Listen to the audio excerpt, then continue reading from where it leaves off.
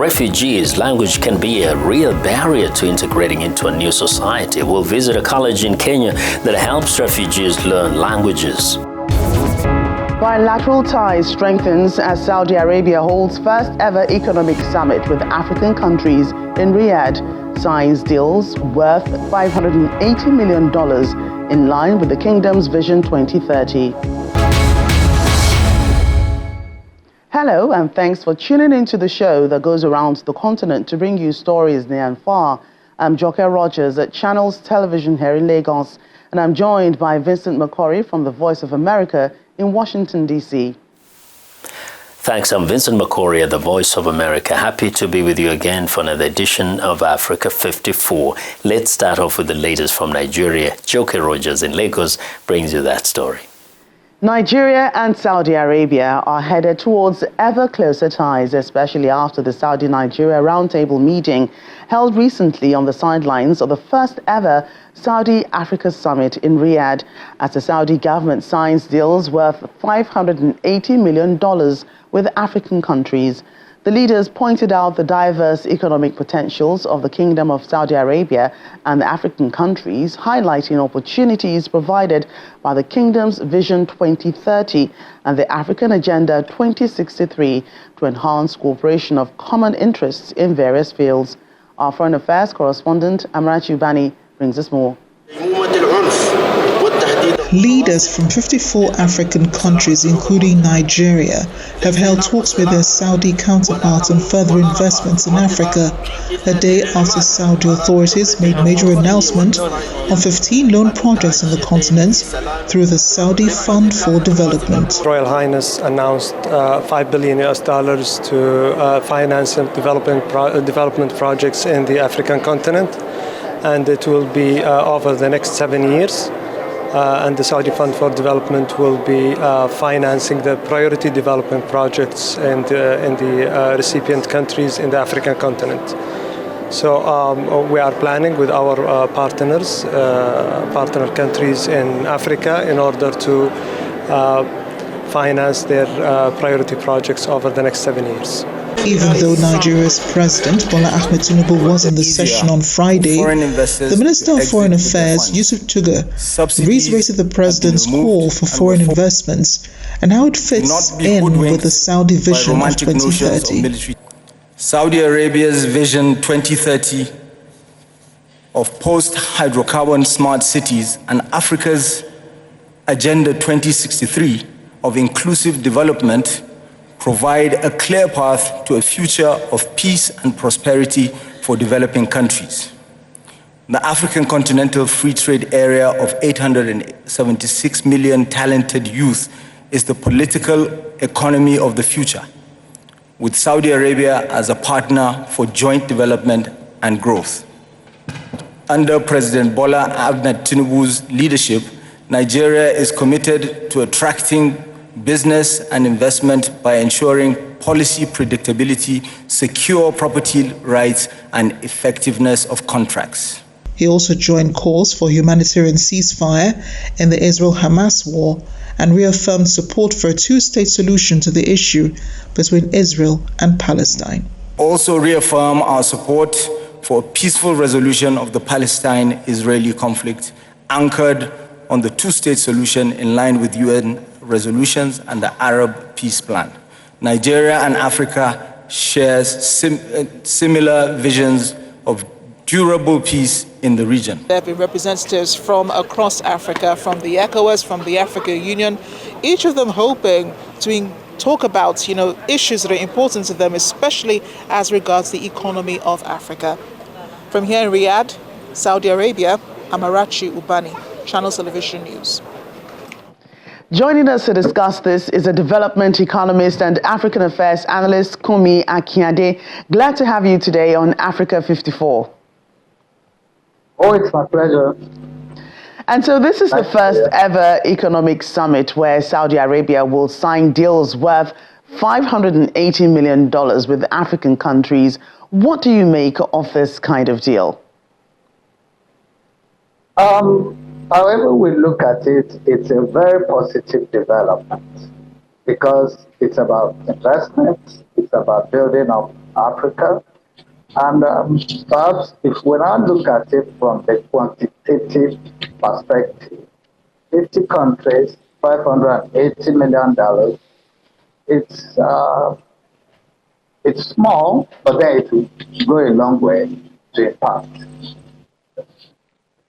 And the Kingdom of Saudi Arabia has said its doors are open to African investors and, of course, companies to reap from the huge investment opportunities provided by the Kingdom's Vision 2030 mega projects. What do you think Nigeria stands to gain in all of this? Actually, that Saudi Arabia is inviting investors from Africa is quite a very laudable development. It's quite unique because it's just opening up its economy quite recently. Allowing women to vote, allowing opening its entertainment industry. But when you now consider it from the perspective of investment, I don't think Nigeria can be a big player in that territory because we're also looking for investors. But on the other hand, it provides another big opportunity for the creative sector and perhaps the highly skilled specialists that perhaps are maybe in the West today. They may have a better offer in Saudi Arabia, which will increase our diaspora inflow and which has been playing significant role in our development of recent. And our president, of course, Bola Tinubu, was one of those that attended the Saudi conference. This time there was a Saudi-Nigeria Roundtable meeting on the sidelines of the Saudi Africa 2023 summit. What does his participation mean for Nigeria, especially that there's a separate meeting for the Nigerian president on the sidelines of the summit?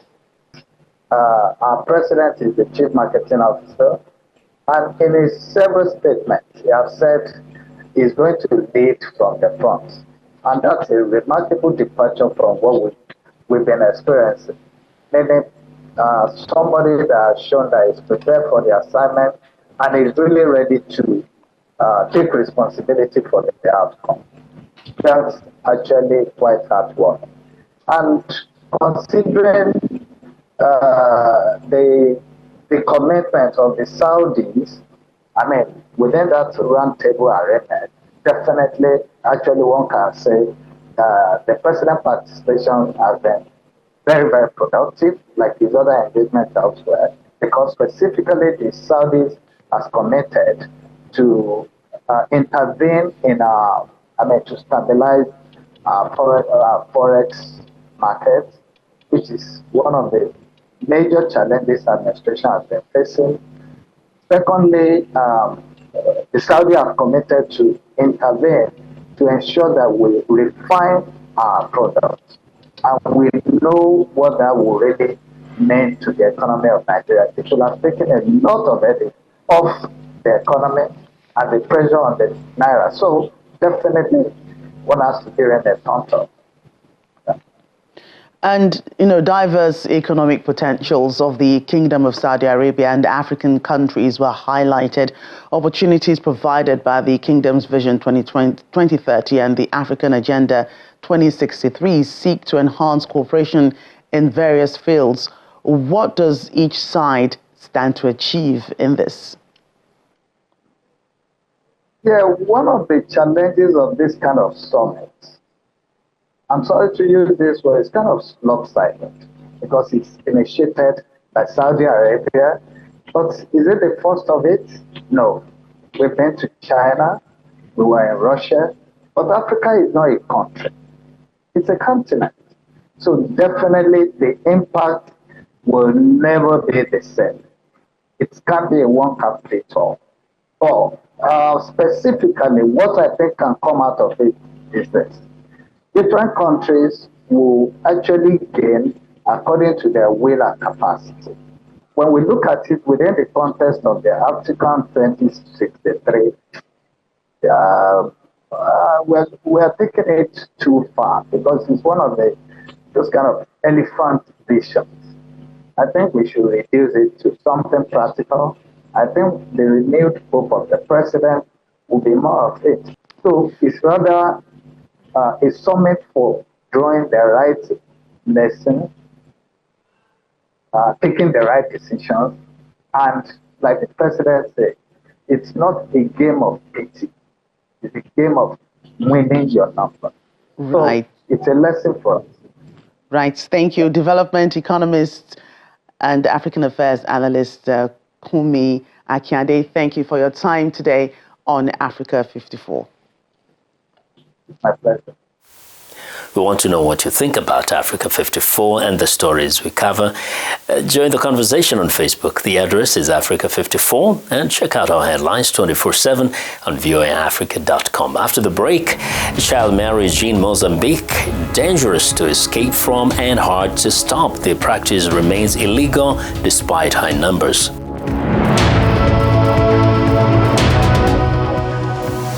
Welcome back to Africa 54. I'm Vincent Makori in Washington. Now, according to a new study released by the Mozambique National Institute of Statistics, 4 in 10 females were married before age 18. The illegal practice is hard to stop and dangerous for those who try to escape their situation. Andre Baptista has this story narrated by Barbara Santos. In the town of Manica in central Mozambique, this 11-year-old is 4 months pregnant. The girl, who did not want to give her name for security reasons, says she survived rape and was forced into marriage. I was at my mother's house. He arrived, broke down the door, and brought me here to Mozambique from Zimbabwe. He raped me. He took my virginity and got me pregnant. In Mozambique, the minimum age of marriage is 18. But a new study released in July by the National Institute of Statistics says 4 in 10 females were married before that. And these premature unions often resulted in pregnancy. 3% of females in early unions become mothers by age 14. In 2021, at age 16, Pony Francisco decided to leave her marriage. Her husband refused to accept the separation and hired some people to kill her. When I left the house to go to the school alongside 2 girls, we saw 2 men in the road, older men. One took off his shirt, hid the knife. The younger one then showed his knife. They said the 2 girls could leave, but I had to stay. I stayed, but began to think and started to run. I dropped the books and pens I was holding. They got me and stabbed me. Francisco's injuries were so severe that she had to relearn how to walk, talk, and trust people. The attackers were convicted in June, a win not only for Francisco, but also for the fight against early marriages. It was one of the positive things that 2023 brought us. Congratulations to Le Musica, because we could fight until the court considered us right and agreed this girl had the right to win the case. Poverty, cultural norms, and inefficient implementation of marriage laws exacerbate the problem of early unions in Mozambique, Mulima says. We are following the situation with the parents because they were the ones who gave them away. The national statistics show that despite its decades-long fight against early marriage and early pregnancy, Mozambique still has work to do towards solving both problems. For André Batista in Manica, Mozambique, Barbara Santos, VOA News. Lagos State in southwest Nigeria has made Africa's inaugural appearance at the renowned Lord Mayor's Show in London. Lagos is the first city in Africa to be invited by Britain for participation. In an interview with Channels Television at the event, Governor Babajide Sanwo-Olu says the invitation extended to Lagos State is a testament to the upward economic trajectory. A display of culture on the streets of London.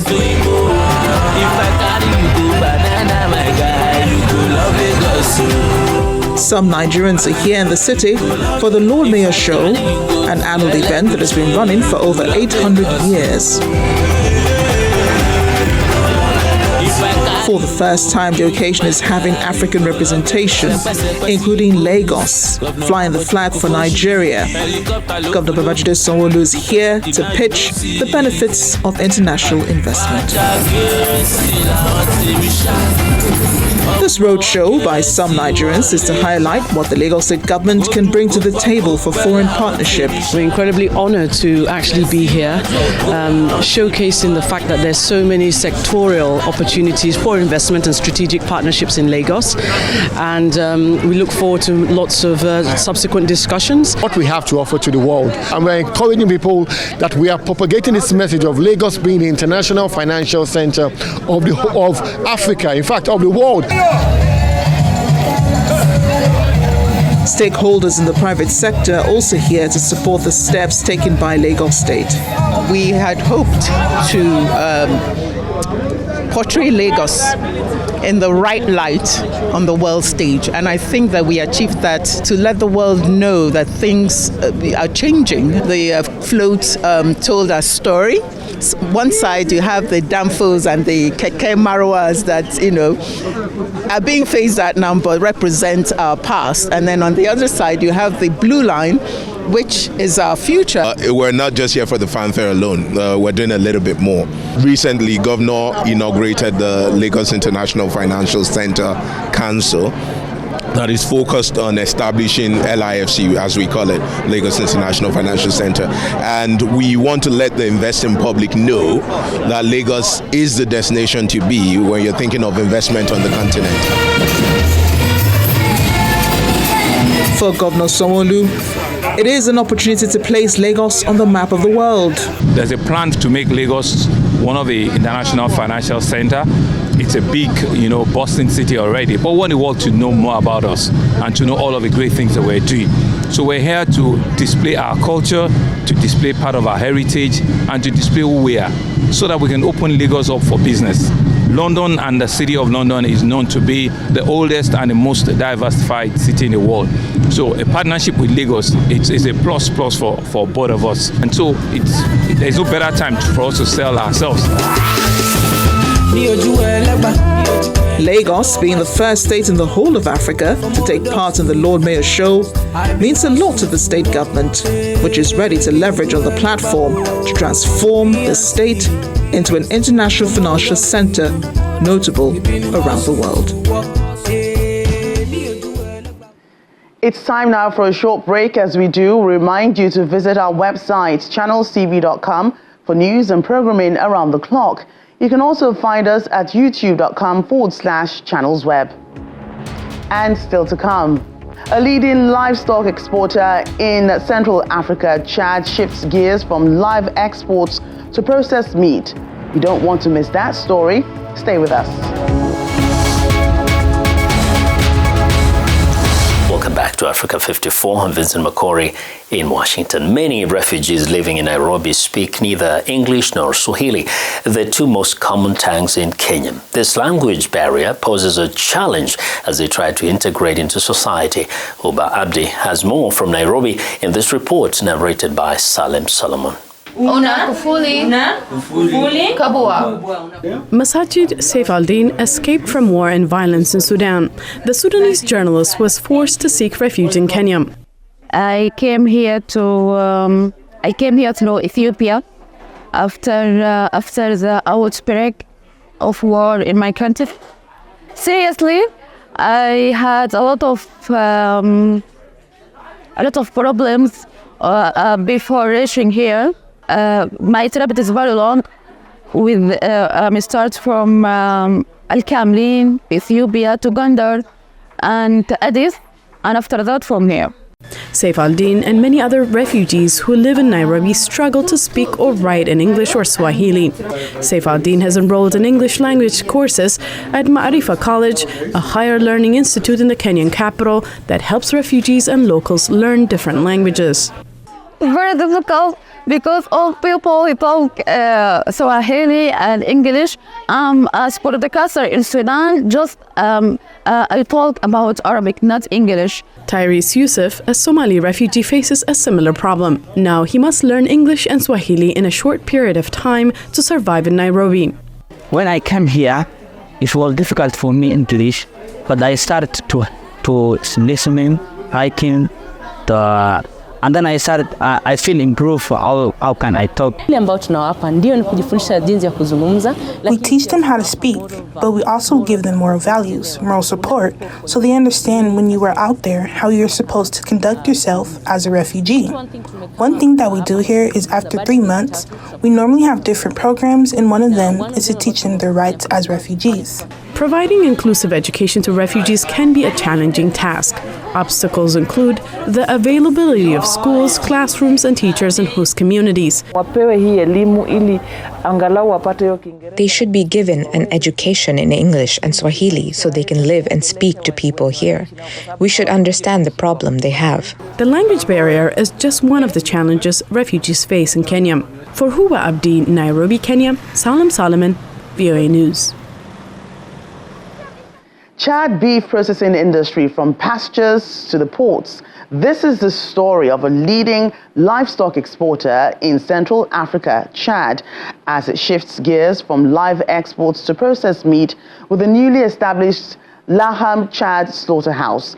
This state-of-the-art processing facility is at the heart of plans to transform N'Djamina's meat exports and in doing so, beef up the economy, driving growth to meet new market demands amid regional shortages. Take a listen. It's a state-of-the-art meat processing facility outside the town of Mundu in Chad's rural south.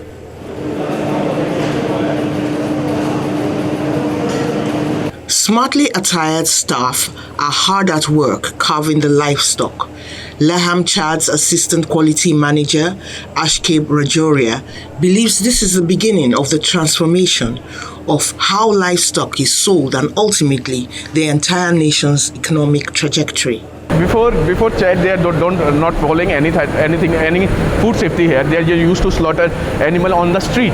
This is very unhygienic and very dangerous to their health also.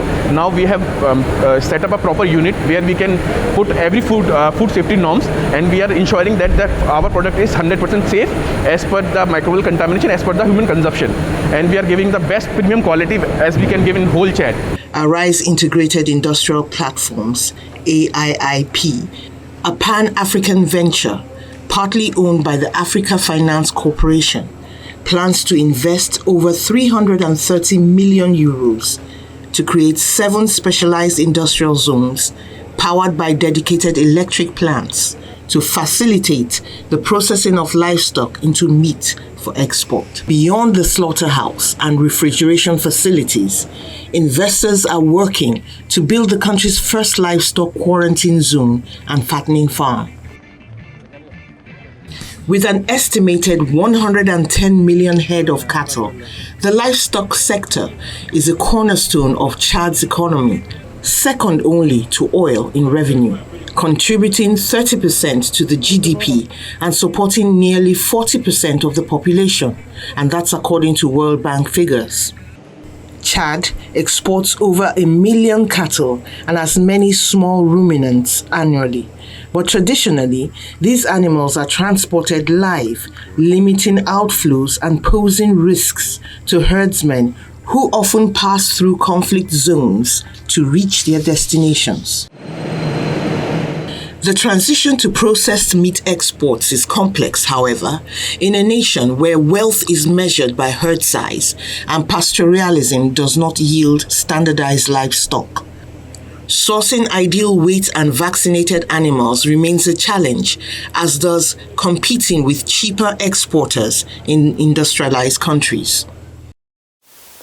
Farmers in Ghana are embracing new methods to reduce food spoilage after the harvest and boost revenue streams. The changes are coming at a crucial time. The West African country's post-harvest loss rate has steadily increased in recent years, affected by storage difficulties and dwindling means of export. Nyeka Chile reports from Accra, Ghana.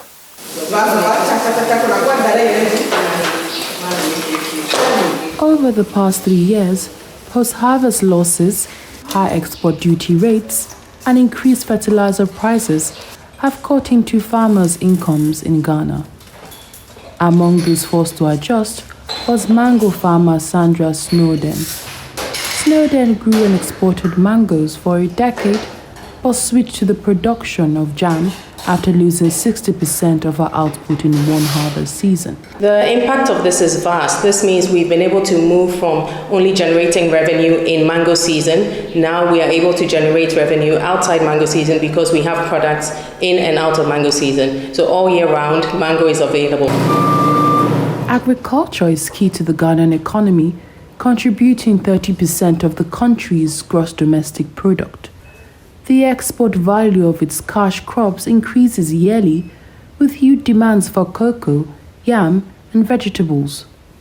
However, in 2022, the Russia-Ukraine war started to impact farmers in Ghana. The war increased the cost of fertilizer and transportation, disrupted shipping routes, and in turn crops on their harvest. As farmers grappled with excessive food produce and inadequate storage facilities, many looked for new ways to generate revenue. It would help if we give them the know-how and also supported by providing them with systems to help make even the processing more efficient, because there are also losses when they attempt to do that as well. Civil society groups have called for greater implementation of cost-efficient post-harvest technologies, as well as greater support from Ghana's government to aid the farmers and improve general food security. Neka Chile for VOA News, Accra, Ghana. And that's our show for today. You can find all the continent's top news and world news online at voaafrica.com. Check it out. I'm Vincent McCory in Washington. Channels Television has our last word. We look forward to bringing you another show next week. Do remember that channelstv.com is your source for news and other programming. I'm Joke Rogers. Thanks for watching and goodbye.